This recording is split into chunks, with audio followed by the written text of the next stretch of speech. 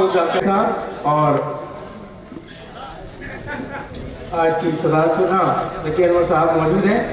میں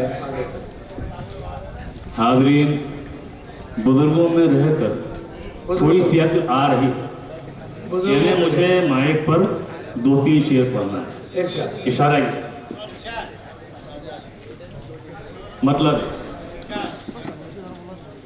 اچھا نہیں شہرت کا نشہ یار خبردار،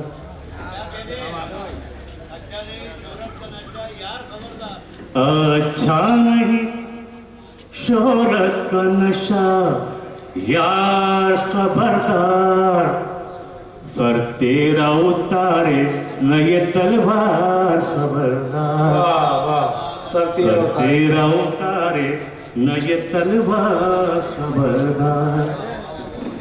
بازار میں سب تیری طرف دیکھ رہے ہیں، بازار میں سب تیری طرف دیکھ رہے ہیں، بازار میں سب تیری طرف دیکھ رہے ہیں، جرت نہ کرے کوئی خریدار خبردار، کیا بات ہے، کیا بات ہے. جرت نہ کرے کوئی خریدار خبردار، جو خود کا نہیں کیا وہ کسی اور کا ہوگا، جو خود کا نہیں کیا وہ کسی اور، جو خود کا نہیں کیا وہ کسی اور کا ہوگا، ہر وقت رہو اس سے خبردار خبردار. کیا بات ہے، ہر وقت جو خود کا نہیں کیا وہ کسی اور کا ہوگا، ہر وقت رہو اس سے خبردار خبردار.